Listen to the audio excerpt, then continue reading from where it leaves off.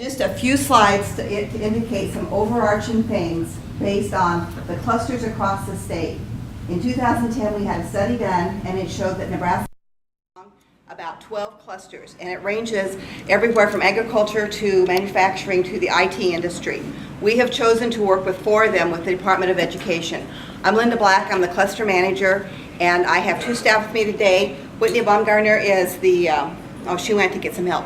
Whitney is the gal that works with our manufacturing councils and our manufacturing industries, and Jacob is our IT council person and the IT industry. Clusters refer to the interrelated companies. And we think of like manufacturing, it's just the manufacturing. No cluster stands alone. We have the financial institutions that have to support them, we have the training institutions that have to support them, we have suppliers. Some clusters are those that have similar inputs, some of them have similar outputs, some need the same kind of workforce thing. That's where you get critical masses of clusters happening. So this is just kind of a list of the types of things that determine what a cluster might look like. Okay, this slide shows where education and workforce, as we try to drive policy and decisions across the state to further enhance our clusters, help them stay strong in a global economy, none of them are exempt from being in a global economy. I mean, that's our competitor. It's not the next state over. It's China or Taiwan or Japan or Russia. India is coming on very strong. So we have to work toward aligning with all of these partners, all of these types of institutions. But you guys' role is, I can't stress how important your role is in this whole process. Okay. One of the ways we have started with this is about 3 years ago, we formed a memorandum of understanding with the Department of Education, and thank you, Tony, for being here, and the Department of Labor, and we're in the process of creating videos for the schools that are available for use in the classroom. The schools have 16 clusters. We work with 12. But they're very similar. Theirs are based more on the type of job. Ours are based more on the industry as an overall. This is the NebraskaCareerTours.com is the site. We're not going to look at any of those today, but please, if you aren't aware of this, we have cards at the end we'll pass out. Please go and look. The second tranche of these videos we previewed yesterday. They're actually going to be being put up here very soon, and they're overall the different industry clusters that the schools are working with, which fit very well with what we're trying to do as well at the department. 4 industry clusters represented here today have 2 overarching things that I find really interesting.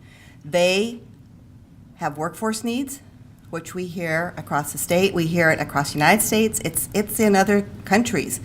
And we have a perception. And the perception is different for each industry, but there is a false perception out there of what they actually are and what the types of jobs are that are available in those industries.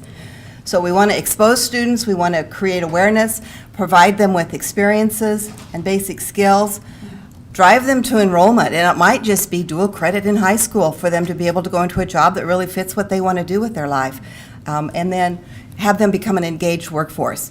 And by engaged workforce, that means being engaged not only in their job but also in their communities. And that's proven today with our 4 panelists. I am so impressed with what they do outside of the jobs that they do in their industry. They're all very engaged. This slide, we pulled together numbers a couple of weeks ago for another project that we're working on, and it shows that the estimated jobs that will be created by 2022 in these clusters. And as you can see, it ranges everywhere from 8.6% growth in manufacturing to the 18.6% in information technology. These are very, very broad terms. There's a lot of things that are captured under those titles, but the one that has the negative 7.3, ag, food, and natural resources, there's a couple of reasons. There's several. It's very complex, but there's a couple of reasons that our researchers, first of all, our farms are getting fewer, but they're getting larger, so there's less workforce, and they're also utilizing a lot of technology.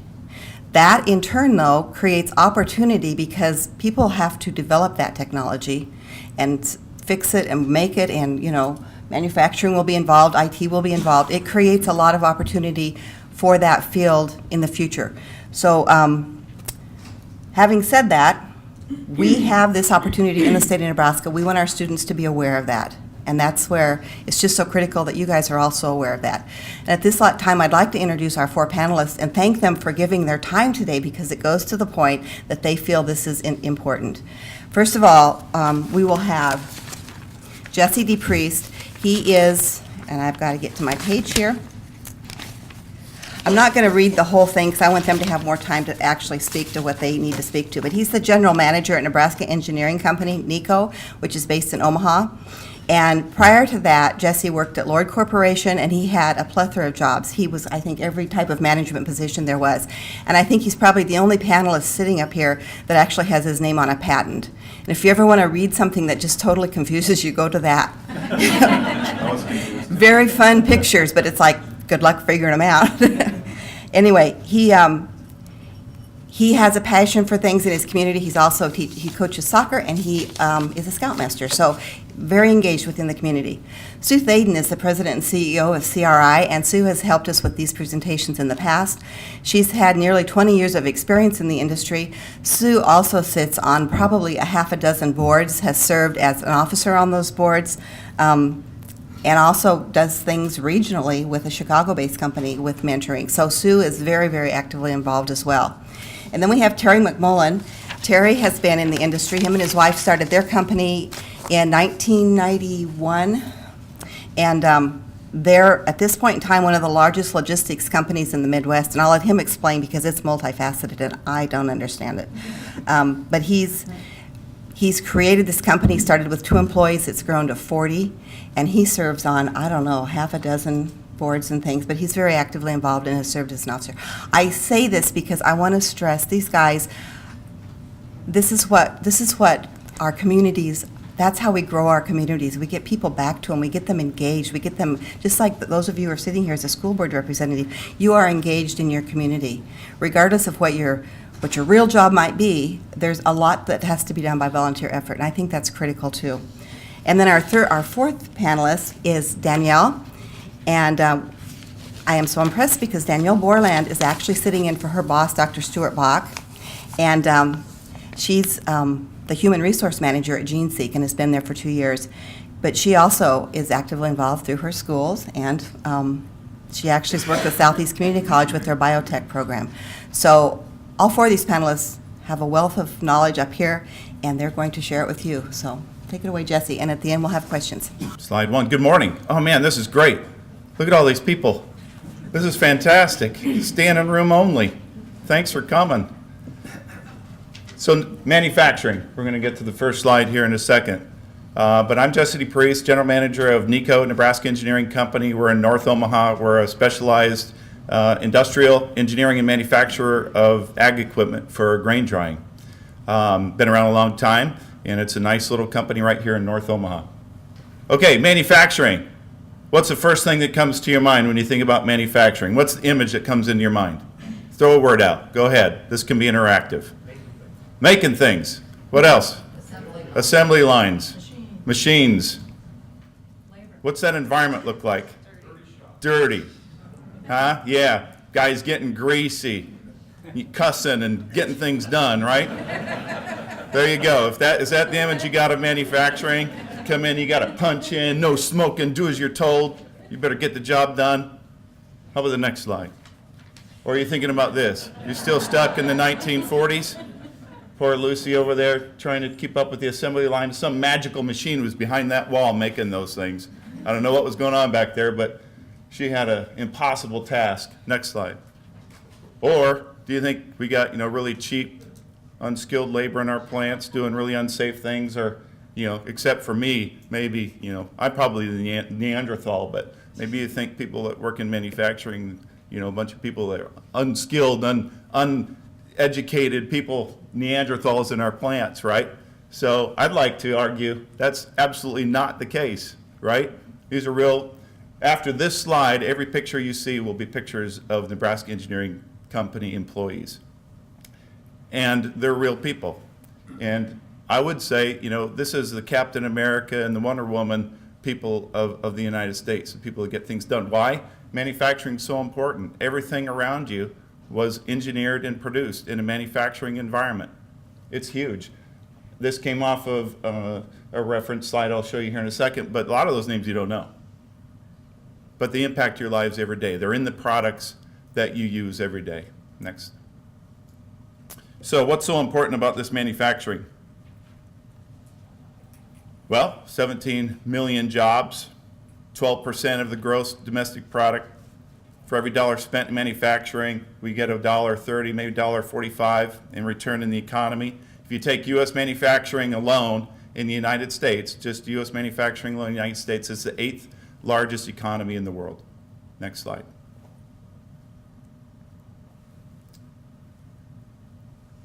We got a little problem about the perception of manufacturing. You know, it's all those wonderful things we do for the economy. And in just 5 states, for example, manufacturing adds over $1 trillion to the economy. Over 75% roughly is R&D that goes to the private sector. Each manufacturing job creates almost 3 more jobs in the local economy. All those people that support those manufacturing jobs. And if you ask the public, they'll say 70% of the work that's done in the United States is so important to our economy and our national defense. 70% of the people believe that. But yet, only 30% of the parents encourage their kids to go work in manufacturing.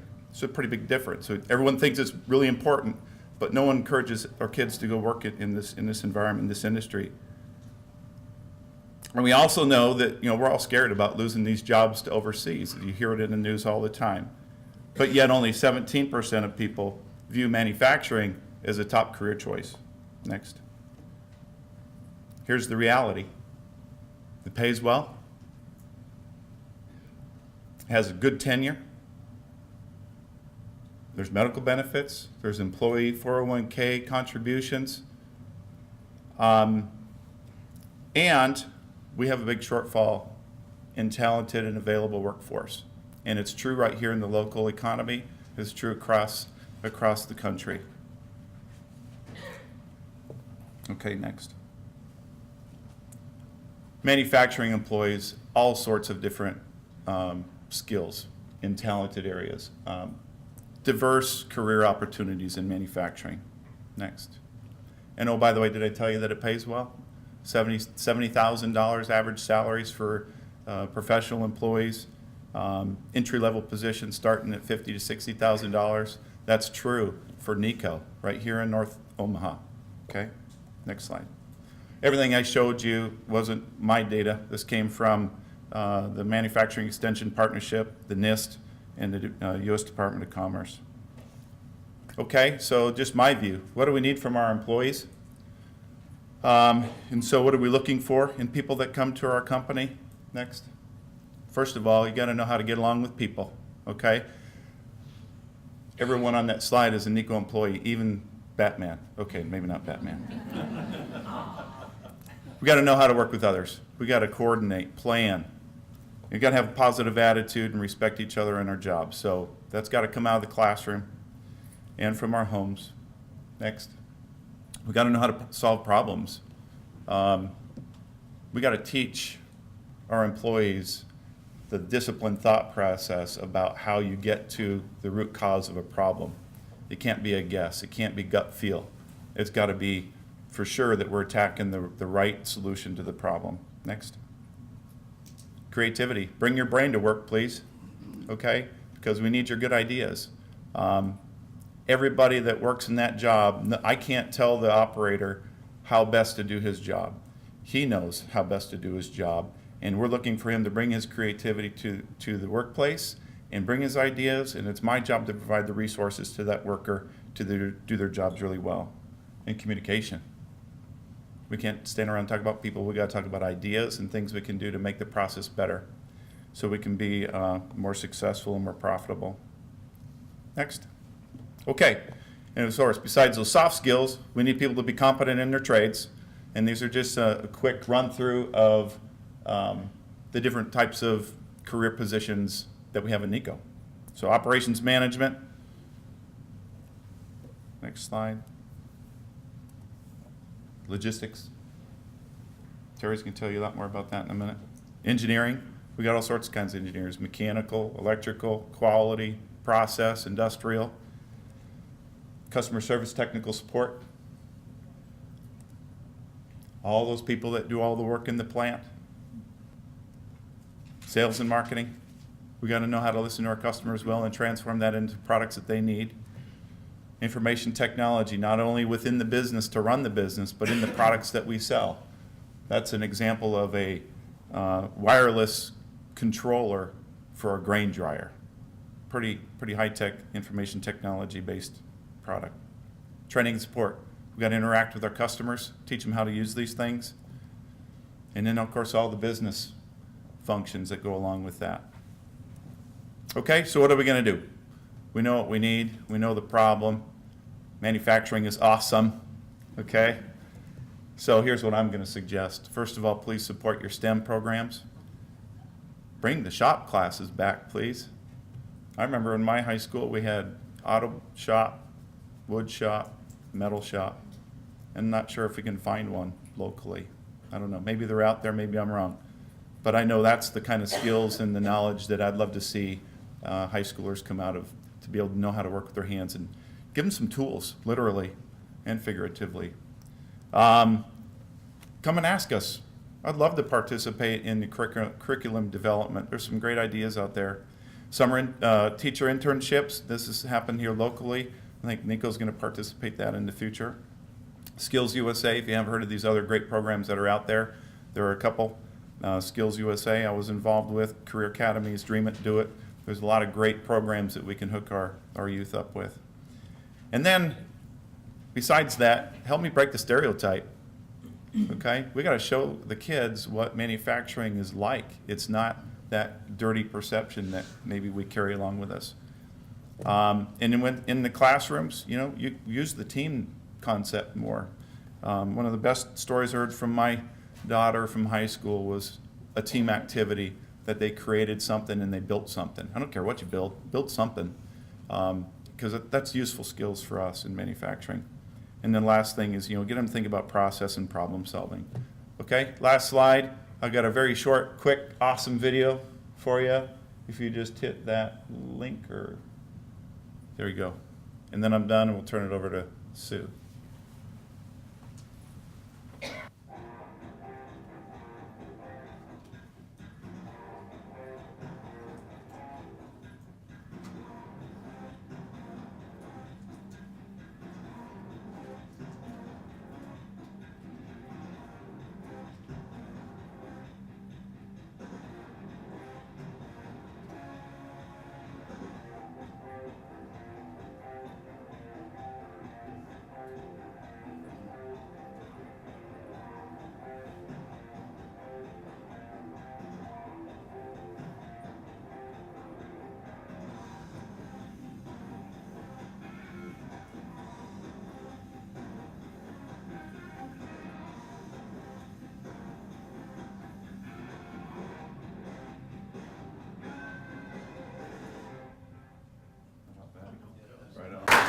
I don't know what I did to Linda to have to follow Jesse, but I apologize.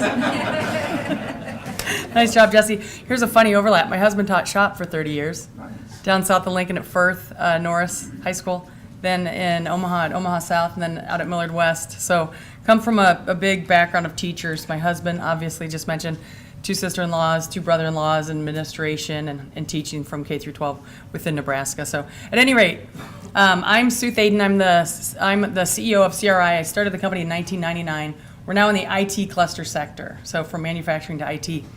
So I started the company in 1999. We have about 180 employees across about 14 different states.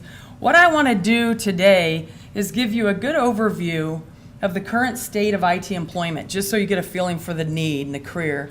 Then what we found, we've met with many superintendents across the state. We've had several meetings around this IT cluster. Then what's been requested is that I give you a breadth of what careers exist in IT to kind of just open your mind to the awareness part that Linda alluded to at the beginning of what careers in IT really are today and which ones really exist. And then dive into the roles with the attempt with that to show you, again, the different roles, bringing to mind the different skills, the type of kids that might be interested in an IT career.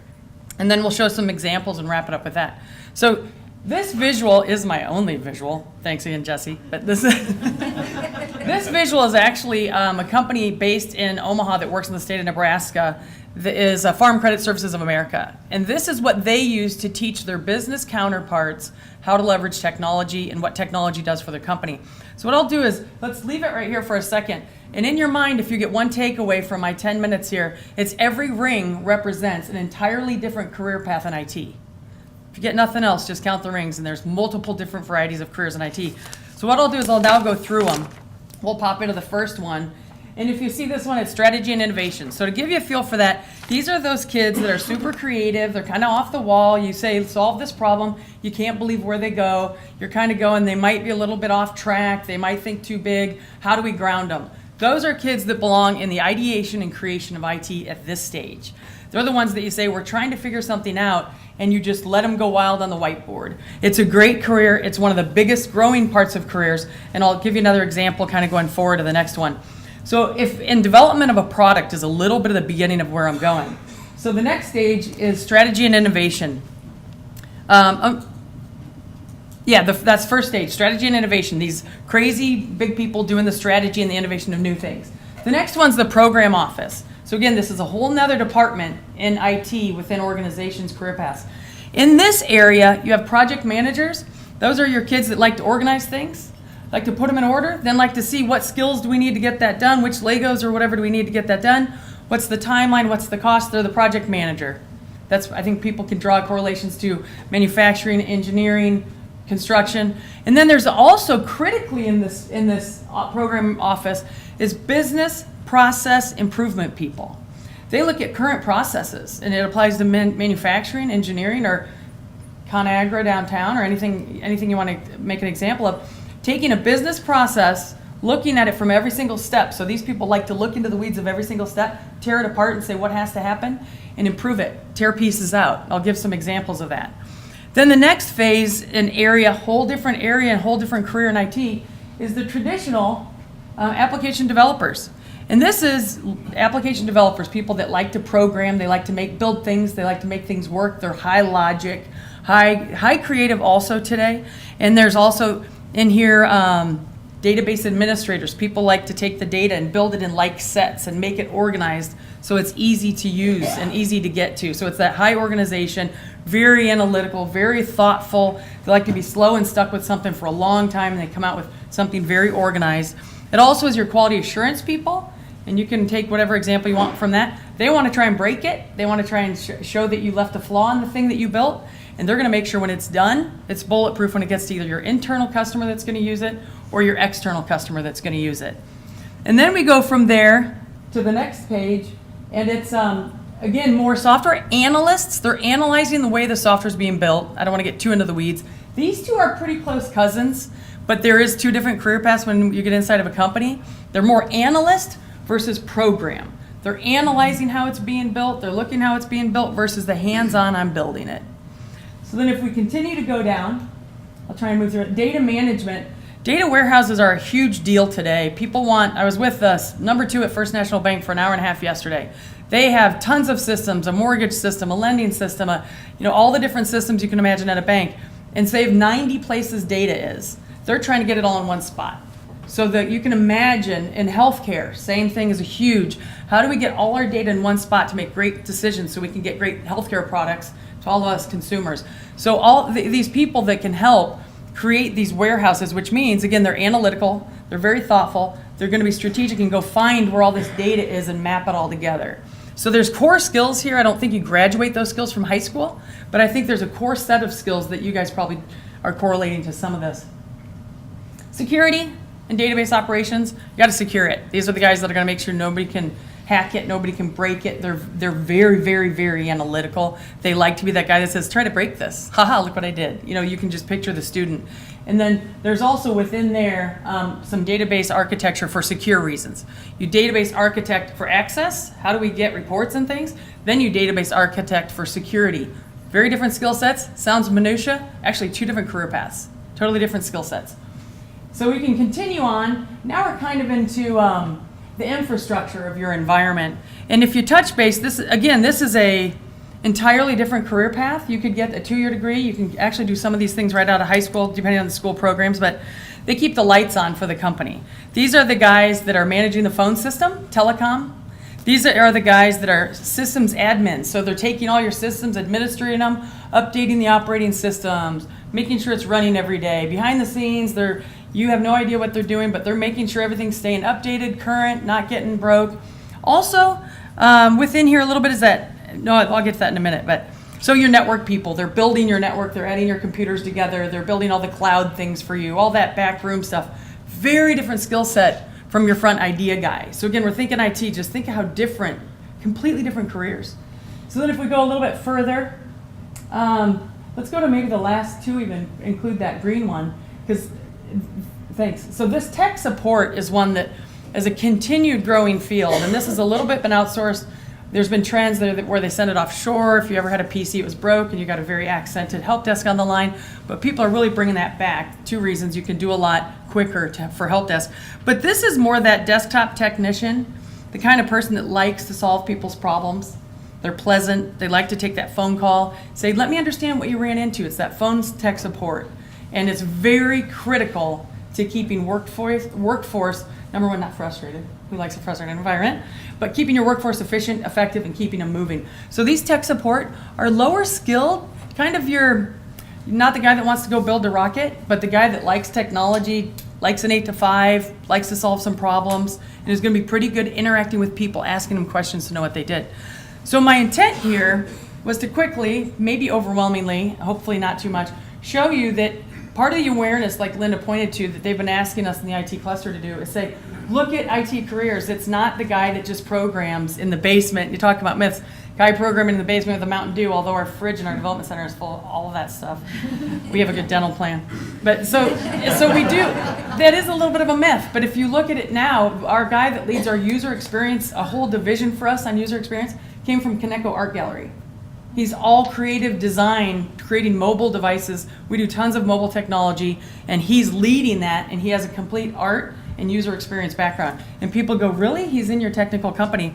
So I want to give 2 real live examples that hopefully you can relate to one or the other to give you where this fits your life today. So IT unemployment is typically half your unemployment. So I think 3.2 was the most recent number I saw for Nebraska. IT unemployment, we're starving for people, can't find them. We hire about 220 people a year for our company and for others in the state of Nebraska, and 60% are relocated. We were just talking about that. So we're bringing them in, great for economic development. Hope they stick. We got to make them love the community. But here's 2 examples I want to give you on where it applies to you. So if you've ever gone on Amazon and you go, you log in, and all you do is, here's the book I want. 1 click is their word, and boom, that book is coming to you. Boom, it's downloaded. You can be in line to go on a flight. By the time they tell you to shut off your device, that thing's downloaded and you're reading it at 10,000 feet until they change that law. So it's 1 click, you got your book, you're on the roll. Now go back to a few years ago. Why they went to the 1 click is because you're driving down the road, you're going to go to the airport, and you're like, I wanted a book for my trip. Let me look. Oh, if I have to go online, I find it. I go click and put it in my cart. Then I go click and put my address in. Then I go over here and I put in my credit card. And then I go over here and pick my shipping. Okay, this just took 15, 20 minutes, and I'm not going to have the book for 5 to 7 days. I can drive over here and get it. They were competing with the brick and mortar. They said, if we can make this so easy, we're going to sell more stuff. So I think everyone has an example like that they can probably draw from. So if you think about this, those idea guys were saying, how can we make people buy more stuff? That was the problem they're solving. And then you can kind of analytically take it through these steps to see. The program manager said, oh, we're going to turn it into 1 click. Then the next guy said, 1 click, now our skill set comes in. We have to map this out. Now our skill set comes in. We have to program it. Now our skill set comes in. And they're really kind of working together, but I'm trying to draw a correlation. Not one skill set does this. Another example, I was online and it's holidays, so everybody's going to be, online, I would imagine, buying 1 or 2 gifts somewhere. And online at potterybarn.com, buying plates. Buying plates. Right below, they set the table. They got the napkin rings, matching this, matching this, matching this, matching this. That's predictive analytics. That's those database guys that said they're predicting your behavior, and that was all solved by IT. That's completely the IT people saying, how do we fill the cart of a shopping cart online? How do we predict? If you're ever looking for a good book, do you ever look at who else purchased books like that and actually buy it? Or music? Last night my kid wanted to watch a movie. I've got 9, 12, and 16. Not all the same appropriate movies. So they're trying to pick a movie. They picked a movie not appropriate for 9. So I said, pick a movie on Netflix that's appropriate for the 9-year-old that you've watched, that you like. See the liked movies and go from there. So it's a way that we live today. Those predictive analytics, whether we realize it or not, it is actually making our lives easier in some decisions that we're making and some options that we're given. That is all through those different roles and responsibilities in IT. IT has never had a greater seat at the table in any country in the world. There used to be chief information officers. They were to make sure the computers worked. Now there's the CIO, there's the CTO, that's the chief technology officer, debatable what all that role is, but making sure you're looking at forward technology. There's now actually a chief data officers and chief security officers. They have 4 seats at the table. Finance has 1, and let's not change that. So nobody's representing that vertical. So at any rate, the whole point to you guys is that there's just the big thing we're doing on the IT cluster is generating awareness. If the first year grad out of 4-year programs, average income is 56 to 60K, 5 or 6 job offers coming out of any of the universities locally. The 2-year colleges, the average income is 45 to 55K, depending on which path they took. Straight out. So our call to you guys is, we would love to be engaged as a business community. We know many people. We're working with a lot of superintendents. We're having a lot of meetings across the state with superintendents to engage to say, how can business support you guys, support the administration, support the teachers, bring awareness to the parents and students. So we're really at the early stages of that, but appreciate everybody taking time to listen, and thanks for the opportunity. So I get to follow Jesse and Sue. That's crazy. I'm not quite the presenter that the other two are, but I'm very honored to be part of the panel this morning, and Terry McMullen. Speak briefly about an industry, transportation and logistics, that I've been involved with for 37 years. I always say that I started when I was 8 years old, so that's why I still look so young. But I actually did start my driving career here in Omaha at 17 while I was still in high school, and that was back when you could actually insure a 17-year-old in a commercial vehicle. That's nearly impossible today. When I talk to young folks about getting into transportation and logistics industry, I can speak with experience about the importance of continuing your education beyond high school so that you can pursue some of the higher paying jobs and opportunities in our career pathway. I can also point them to educational providers here in the state that can help them do that, and I'll hopefully point those out to you today as well. Having started as a courier driver while still in high school, I've always felt like I got into my career by chance, not by choice. My parents didn't go to college. They certainly weren't asking me where I was going to attend college either, and I don't think we could afford it at the time. But the funny part is I did register at UNO. That was primarily to impress my high school sweetheart at the time, thinking she'd figure that I had my plan or a plan in place and I was going to straighten up my act. But about that time, that summer, I got a job at Airborne Freight Corporation, so 17 and a half years old, $350 a week, 4 years of college. I took the job. So I also lost the girl, dang it. But, for the next 10 years, I worked my way up in the industry from operations to operations management, from sales to sales management. I did notice, however, that the traditional 4-year college students and graduates were coming out of school and just in 1 or 2 years of experience taking jobs in leadership roles in our industry. And in corporate America, I was working for folks that had a lot less experience, but they were making a lot more money. So it caught my attention. Truly, I hit the glass ceiling in San Francisco when I was working for one of the largest global shipping companies, major global shipping companies, and my next potential opportunity from that career path was a regional vice president. Well, guess what? No college degree, no VP. So the craziest part of this little story for me and my career path was after 10 years in the business, I came back to Omaha for our 10-year reunion, connected with that high school sweetheart again, put on the full court press, and within the year we had a baby on the way. We both quit our jobs in California and we moved back to Omaha to open up our own transportation company. So my wife Lori took a little different path. She did get that 1 year at UNO before she went full-time into banking. So our partnership plan had at least a good chance for success. We've been blessed in both our home and our work operation because Lori controls all the money. She gives me an allowance every week. It's never really enough, but I did get that VP job I was talking about. So with the 6-month-old baby, about $5,000 in the bank, we came home to Nebraska to start our business, and I told her it'll be easy, no problem. Well, we did $80 our first month. Woohoo! About the first year, we were $45,000 in debt. We were pretty nervous about where we were going, but After that initial shock and worry, we did settle into some success. And again, we both feel very blessed that we've grown our business, now 3 of them, into a multi-million-dollar operation. We're engaged across almost every facet of the logistics industry, and we have over 40 coworkers. The TLK that you see came from Terry, Lori, and our daughter's named Kirsten. But you won't see it on any business cards because while it is the name of our first Nebraska corporation, we have always operated as an independent agency for a much larger global shipping company, which gives us that network of offices in the U.S. and the reach to over 200 countries worldwide. More importantly, the AIT Worldwide Logistics link provides our little Nebraska company with the buying power, with very large air cargo, vessel carriers, and also contracts with major trucking companies as well, to compete in price with the biggest and the best. We're able to manage customers as large as Union Pacific Railroad for the last 17 years, Northern Natural Gas, Molex and Lincoln, and we act as their travel agent for boxes. In its simplest forms, that's what we do. It's what our personnel do in the office as well. Our logistics employees, or logisticians, as I like to call myself now, are like basically managing anything from raw material to finished goods in the supply chain and anywhere you go in the world. Pretty exciting stuff. 70% of what we manage in Omaha, Nebraska never touches the state. Could be moving from Oregon to Florida or Hong Kong to France, and we're managing it right here in Omaha, connecting through a computer network with our carriers and our customers as well, all the way door to door.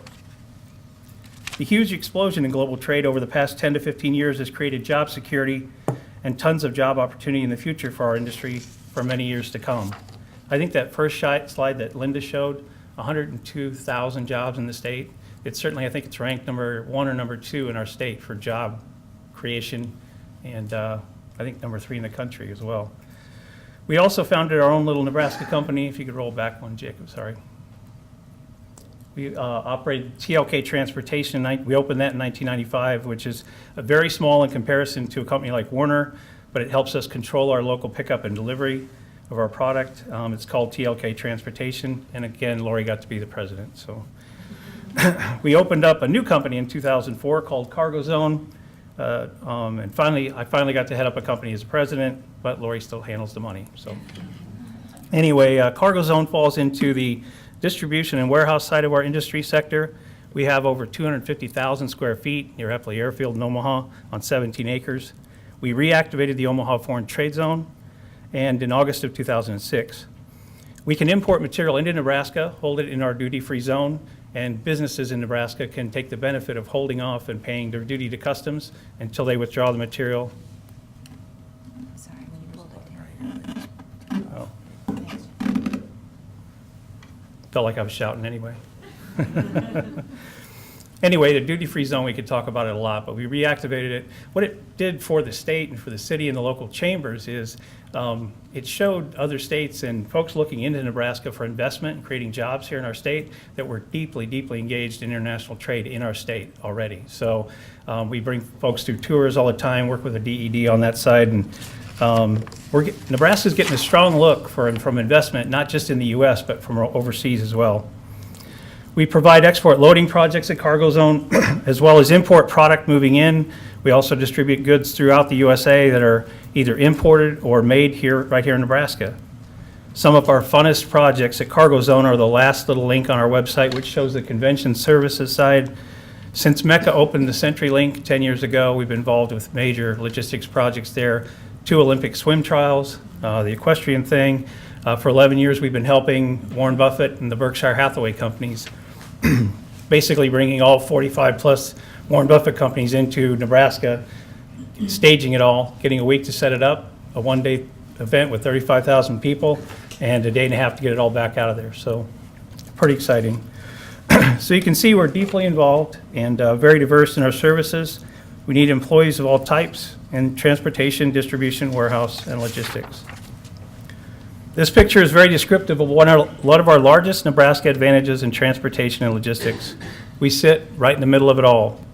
And this map is used by our good friends at the Nebraska Department of Economic Development to promote, and also other areas of chambers of commerce, to create additional investment and more jobs in our state. We're having a phenomenal success with that effort, being right on I-80, which runs from San Francisco to Boston, and right in the middle of the north-south routes for two of our United States' largest international trading partners, Canada and Mexico. It's also pretty sweet. Having worked around the United States myself, settling back here in Omaha, it also provided me with some experience with coworkers in different parts of the country. I think we have one of our strongest advantages here is our work ethic, even with our young kids that we sometimes complain about now. For Lori and I, our workforce is extremely experienced and hardworking, which has been our biggest reason for success. Other advantages in Nebraska, we have 2 of the top 10 motor carriers. Believe it or not, we have over 13,500 licensed motor carriers, better known as trucking companies, located right here in Nebraska. If they're as big as Warner Trucking, who has 1,400 employees, 7,300 trucks, and a staggering 24,000 trailers, with 11,000 drivers and owner-operators managing that equipment. If you compare that to my whopping 4 trucks and a few trailers, I feel pretty tiny. We have in the state over 1 million trucks licensed in the state. I think we're number 2 in the United States for that. We have the Union Pacific Railroad headquarters here, and over 200 full unit trains, which are 100 cars long, travel and traverse our state every single day. I didn't know that one until about a year ago. We have world-class logistics companies, TOK. More importantly, we have public-private partnerships working to develop our future workforce and feed this growth, like the Nebraska Trucking Association. As you can imagine, with 13,500 trucking companies, they have a vast lobby, lots of money going into education and doing the right thing. Nebraska Logistics Council, public-private partnership, not only carriers, but also shippers and receivers. Midwest International Trade Association. All these organizations are working together to create jobs and actually attract the new workforce as well, along with the DED and the local chambers. So what do these jobs pay? On the transportation side, it's not just the drivers who can earn as much as $15 to $20 an hour in a starting wage area with no degree, or the senior drivers that can handle long-haul loads making from $45,000 to $80,000 per year. And that's true. There's also a huge demand for people to work on those trucks and other equipment to keep them rolling, and diesel technicians and mechanics, along with certified technicians, make $45,000 to $75,000 a year as well. Drivers can get certified in an 8-week program at MCC for $1,000. And a little road experience will carry you up very, very quickly into that next tier. There are some wonderful associate's degrees, 2-year programs for repair folks at MCC, and other community colleges already involved across the state as well. Basic warehouse jobs starting at $10 to $15 an hour. I know that's not meaningful employment, certainly wouldn't be, but you can quickly, with 2 to 3 years experience, get into that $30,000 to $75,000 in annual salary if you take a leadership role. And we've got a couple of young folks that work for us. We're going to MCC while they were in school. They work for us part-time on the dock. They're now making over $50,000 a year. So it is possible. Just got to get after it. Also, distribution center managers and directors of supply chain can reach those higher tiers, $150,000 and up when they're running for the big companies. Jacob. Logistics is really a cross-section of many of those things related to transportation and distribution. I looked it up one time. It's the science of moving people, goods, and material in the most efficient manner. I think our U.S. military invented that term at some point, and there are a very high number of military personnel enrolled on the online classes and master's degree program at Bellevue University today. The funny part about logistics, when you look it up in the dictionary in Webster's, don't Google it, you won't see that, is that it's listed right above logjam, which is what you don't want in your supply chain. So you can get an entry-level position within logistics companies right out of high school. There are now associate's degrees, certifications offered at MCC and other community colleges. UNK, UNL, UNO have degrees in logistics, and Bellevue has that master's degree program. You know, we've been working in Omaha for a while, across the state actually, but that president of the Nebraska Trucking Association, Larry Johnson's a great friend. He always talks about middle school to master's degree. That's a career pathway. We were talking about TDWL, and we almost took the W out of that because a lot of folks don't want to hear about their kids going to a warehouse job, kind of like the manufacturing side, but it doesn't sound sexy, right? But great careers and great opportunity as well. Obviously, Sue talked about it as well, a lot of crossover jobs, accounting, finance, IT. My wife's a finance person, somebody else is IT. We have lots of sales jobs and, again, in the TDL industry sector as well. Should I get that last one? I've already mentioned some of the strategic partnerships that are already in place to help grow our industry, but as a business owner here in Nebraska for 23 years, I know we have one of the best economic development offices in the country. They're deeply engaged in finding out what industry needs and how to support us, all the way to the governor's office. We support them with modeling programs on new prospective businesses looking to invest here. We help to market the Nebraska advantages, and we all work together to expand jobs. So they will grow. I think the increased jobs was 113,000 just in TDL on that list by 2012 that Lynn showed. And we provide any support we can to develop and advance our workforce in TDL as well. I've already mentioned most of the educational partners, but there are some wonderful programs already in place. We worked with them a little bit at Bryan High School, South Omaha, Millard's Horizon program. They've got a TDL program as well, all the way out to Cozad, Nebraska. I serve on the foundation board at Metro Community College, so I'm very passionate about the programs they've been developing over the last 10 years and the very affordable opportunities that they provide as well. As I've said before, I got into the industry by chance, not by choice. I greatly appreciate what these partners are doing to demonstrate the opportunities to our future workforce and provide many, many choices. Thank you.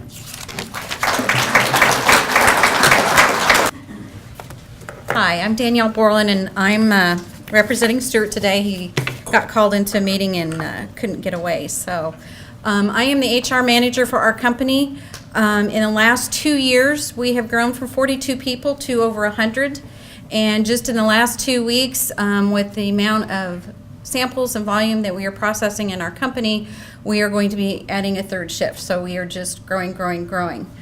So Neogen is our parent corporation out of Lansing, Michigan. They're mostly known for their animal safety, vaccines, and manufacturing. The Gene Seek division, we are the only lab that does processing rather than a manufacturing side. So the mission of Neogen is to be a leading company in the development of food and safety. Go ahead and do the next slide. Back in May, our company, we moved into a new 30,000 square foot facility, and we have grown so much that we already have plans to expand to another 5,000 square foot for our facility because we are growing so quickly in the amount of samples that come into our facility, and the word is getting out about what we do. We are considered the world's leading genomics lab here in Nebraska, and is a lot of our new clients are finding out we are what they are calling the greatest little secret known. You know, nobody knows about us, so we're trying to get the word out there to let kids know that there are jobs in the ag field. We have over 100 scientists and technicians around the globe. We are a worldwide company. We have facilities in Scotland, China, New Zealand, South America. We are expanding into India. It's just ever growing. We use another one of our companies that we use, their technology is Igenity. We use that for our genomic applications that our sales managers go out and they give that information to a lot of our ranchers and farmers. Go ahead to the next slide. This last year, as of May 31st for our fiscal year, we processed over 1 million samples through our lab. Those samples include hair follicles, they could be blood cards, they could actually be vials of blood, semen straws, tissue samples, things like that. We do a wide variety, but they're usually animal or plant-based. This year we are on target to process somewhere between 1.3 million samples and 1.5 million samples. So we have gone to being open and processing 7 days a week just to keep up with the volume. Our vet diagnostics lab is required to do a 24-hour turnaround when they get samples in to our ranchers. We actually have ranchers who bring their samples right in and have them tested, and they have to get them out to them in 24 hours. We do consultations with a lot of universities, a lot of manufacturing companies, to see what it is that we can do for them to improve their process and as well as for us. Some of the samples we do, as I said, are tissue and hair samples. We do DNA testing. Our customers, we work with Illumina, Sequenome, Affymetrix. Those are just some of the different types of processes that we use for our testing. We'll kind of go through these pretty quickly. If you want to go ahead and go to the next slide. Okay. We have experts around the world, as I said, both in Brazil, in Europe. One of our biggest customers that we just recently started working with in Air Scotland, we are doing a chicken project. So we actually get chicken samples coming in from overseas.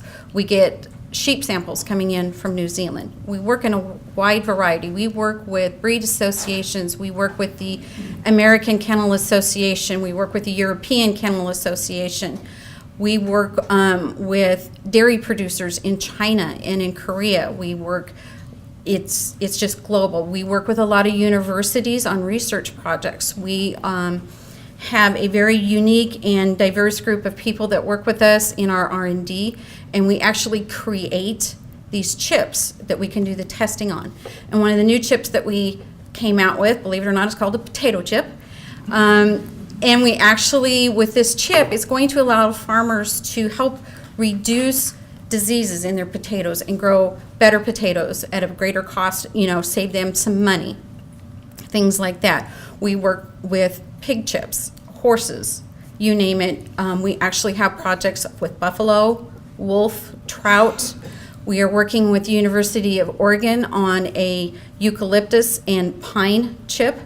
So when people think of the ag industry, they usually think of animal, but they need to start including plant because that field is really starting to grow. Farmers will be pushed to produce more food with the same amount of resources with minimal environment. As Linda said, the farms are getting smaller and they're becoming more corporate.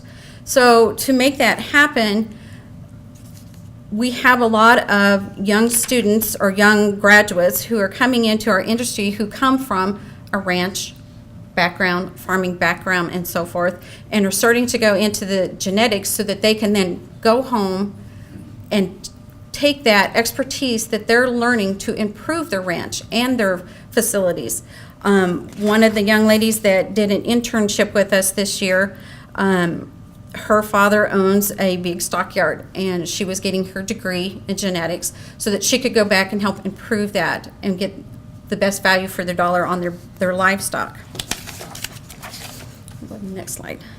What do we need from you to help us to produce to be successful in Nebraska? These are just some of the jobs that we currently fill with our company. Lab techs, most of them come out with a associate's or bachelor's degree. We have data analysts, have associate's or bachelor's degrees as well. The data analysts, again, this goes to the IT side, we struggle greatly to fill those positions. It's not just analyzing data. A lot of those people that fill those positions have that strong IT background in computer programming, such as C++ and R and things like that.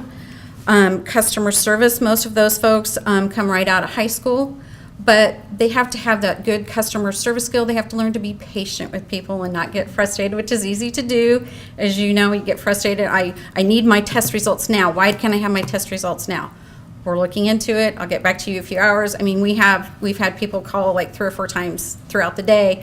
Do you have it yet? Do you have it yet? And our customer service group is very patient and understanding with them, and they're like, I will get you the results as quickly as I can. Bioinformatics and programming. This is the one field that we struggle with the very most. Bioinformatics is a very tough field to fill. It took us over a year to find Dr. Wu, who works with us now. And now that we have Dr. Wu working with us, we've had multiple universities and manufacturing companies and so forth. They've reached out to us and said, can you help us with our bioinformatics project? So right now we're working very closely with UNL on a postdoc program with our bioinformatics. So if you can find somebody, a student, one of your own children that has a love for science and math, This is an area that is ever expanding and is in great need everywhere for bioinformatics. Research and development, as I said, we manufacture and create our own chips that we use for our testing.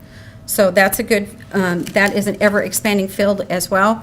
We also have sales and marketing. We have folks that cover almost, well, I would say 3/4 of the United States, and we have 6 territory managers who cover all of that area. And they go out and they meet these ranchers and they show them what kind of testing and things that we can do for them. Next few slides, you can just kind of go through those real quickly. It just tells you a little more about what it is we look for in these positions, the kind of education that they are needing, what kind of skill sets that we are looking for, and the types of salaries that are available for those positions. It can vary anywhere from making $30,000 a year to over $100,000 a year, especially for the bioinformatics and the research and development areas. Those are, I mean, students, when they get out of college, can write their ticket. Those are such sought-after positions. I want to share with you a couple of success stories, in particular for our company. On December 23rd of 2004 was a pivotal moment in history for our company. How many of you remember when mad cow disease was breaking out in Canada and was heading our way? Our company, GeneSeek, is the one who found that cow. We did the testing, and we located exactly what cow on what ranch, who started it, how was it spreading. That came from here in Nebraska. We found that. If it had not been for the genomics testing that we do, it would have ran rampant down into the U.S. And so the effect that that would have had, can you imagine how that would affect fast food restaurants? How would that affect you as the consumer, being able to go to the grocery store and actually be able to find beef? Because it would have decimated our industry. One of the other success stories I want to share with you, Niraj, he has only been with us for 2 years. He started out as a lab tech, and in 2 years he moved up to supervisor, to manager of over sample reception and our DNA lab in just 2 short years. He's just one of those really unique people that grabbed a hold and just ran with it. So there are many opportunities. There are lots of room to grow within our company. Ben Pacer as well, he went from a lab tech to supervisor to manager, and now he oversees all of our data analysts. As far as our customers, the effect that this has had on them, one example would be for bull sales with some of our ranchers. We had a rancher who came to us and he needed to do testing on one of his bulls before the sale, and they valued it at about $5,000. And we did testing on it for defects and what traits could this bull pass on that would be positive or negative. When it was all said and done, they came back with such positive traits, he was able to then, at auction, the bull sold for over $50,000. So for a $100 investment, you know, he came back and made $50,000, and that's all through genomics testing.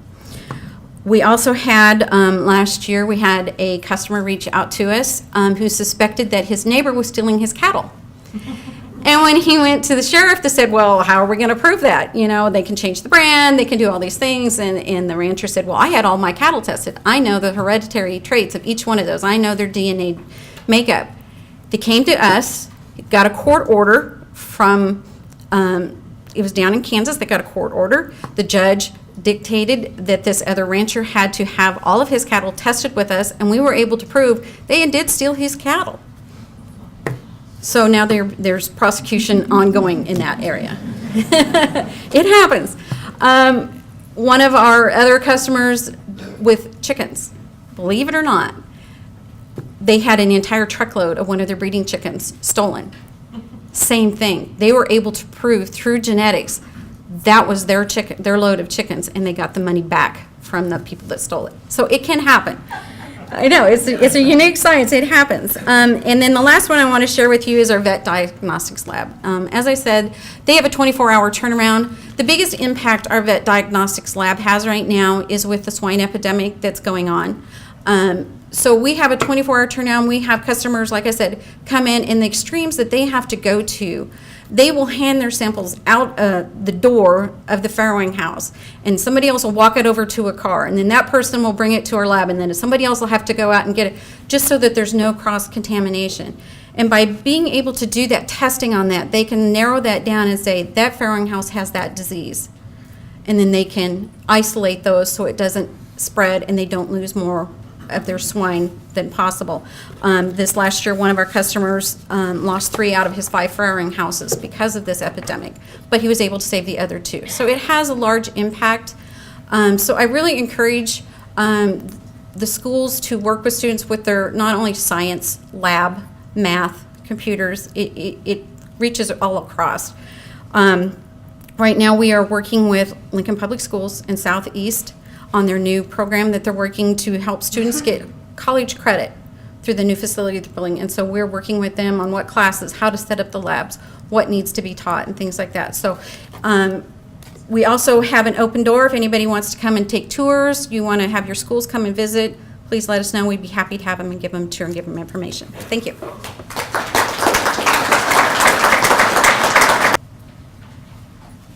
Again, I want to thank the panelists. We're running short on time. If anybody has a burning question, can you guys stick around for a few minutes? Sure. They'll be up here to the front. Please approach them. They have, I'm sure, business cards. But I think we'll, in the interest of time, thank you for coming and have a good rest of your conference.